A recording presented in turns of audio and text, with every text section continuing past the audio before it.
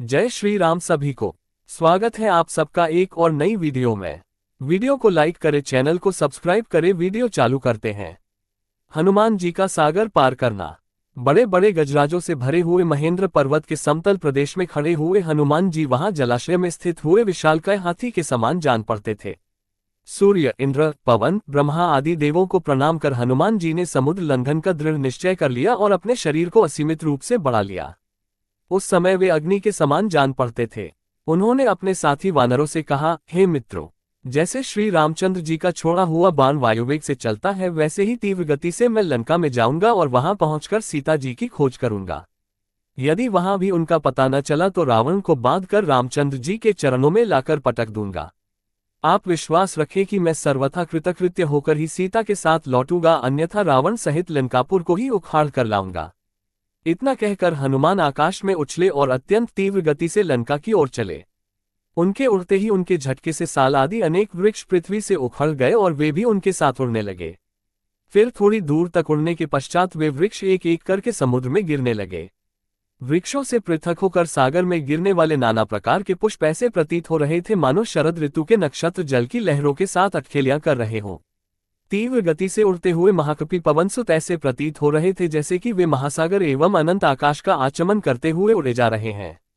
तेज से जाज्वल्यमान उनके नेत्र हिमालय पर्वत पर लगे हुए दो दावानलों का भ्रम उत्पन्न करते थे। कुछ दर्शकों को ऐसा लग रहा था कि आकाश में तेजस्वी सूर्य और चंद्र दोनों एक साथ जलनिधि को प्रकाशित कर रहे हों।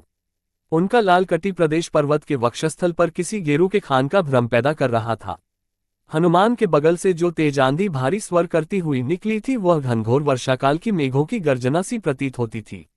आकाश में उड़ते हुए उनके विशाल शरीर का प्रतिबिंब समुद्र पर पड़ता था तो वह उसकी लहरों के साथ मिलकर ऐसा भ्रम उत्पन्न करता था जैसे सागर के वक्ष पर कोई नौक तैरती चली जा रही हो। इस प्रकार हनुमान निरंतर आकाश मार्ग से लंका की ओर बढ़े जा रहे थे। हनुमान के अद्भुत बल और पराक्रम की परीक्षा करने के लिए देवता, गंधर्व, सिद्ध और महर्षियों ने नागमाता सुरसा के पास जाकर कहा, हे नागमाता, तुम जाकर वायुपुत्र हनुमान की यात्रा में विघ्न डालकर उनकी परीक्षा लो कि वे लंका में जाकर रामचंद्र का कार्य सफलतापूर्वक कर पाएंगे या नहीं। ऋषियों के मर्म को समझकर सुरसा विशालकाय राक्षसनी का रूप धारण करके समुद्र के मध्य में जाकर खड़ी हो गई और उसने अपने रूप को अत्यंत विकृत बना लिया। हनुमान को अपने सम्मुख पाकर वह बोली, आज मैं तुम्हें अपना आहार बनाकर अपनी क्षुधा को शांत करूंगी। मैं चाहती हूँ तुम स्वयं मेरे मुख में प्रवेश करो ताकि मुझे तुम्हें खाने के लिए प्रयत्न न करना पड़े।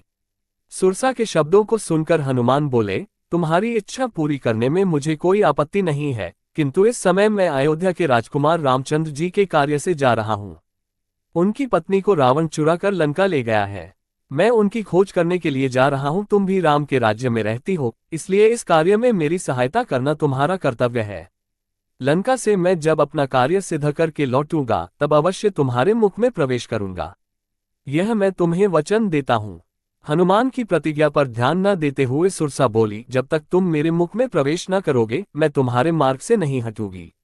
ये सुनकर हनुमान बोले, अच्छा, तुम अपने मुख को अधिक से अधिक खोलकर मुझे निगल लो, मैं तुम्हारे मुख में प्रवेश करने को तैयार हूं। ये कहकर महाबली हनुमान ने योग शक्ति से अपने शरीर का आकार बढ़ाकर 40 कोस का कर लिया। सुरसा भी अपूर्व शक्तियों से संपन्न थी। उसने तत्काल अपना मुख 80 कोस तक फैला लिया। ये हनुमान ने अपना शरीर एक अंगूठे के समान छोटा कर लिया और तत्काल उसके मुख में घुसकर बाहर निकल आए। फिर बोले, अच्छा सुरसा, तुम्हारी इच्छा पूरी हुई, अब मैं जाता हूं। प्रणाम। इतना कहकर हनुमान आकाश में उड़ गए। पवनसुत थोड़ी ही दूर गए थे कि सिंहिका नामक राक्षसनी की उन पर दृष्टि पड़ी। वह हनुमान को खाने के लिए लालयित हो उठी। वह छाया ग्रहण विद्या में पारंगत थी। जिस किसी प्राणी की छाया पकड़ लेती थी वह उसके बंधन में बंधा चला आता था। जब उसने हनुमान की छाया को पकड़ लिया तो हनुमान की गति अवरुद्ध हो गई। उन्होंने आश्चर्य से सिंहिका की ओर देखा। वे समझ गए, सुग्रीव ने जिस अद्भुत छायाग्राही प्राणी की बात कही थी संभवतः ये वही है। ये सोचकर उन्होंने योगबल से अपने शरीर का विस्तार मेघ के समान अत्यंत विशाल कर लिया। सिंहिका ने भी अपना मुख तत्काल आकाश से पाताल तक फैला लिया और गरजती हुई उनकी ओर दौड़ी। ये देखकर हनुमान अत्यंत लघु रूप धारण करके उसके मुख में जा गिरे और अपने तीक्ष्ण नाखूनों से उसके मर्मस्थलों को फाड़ डाला।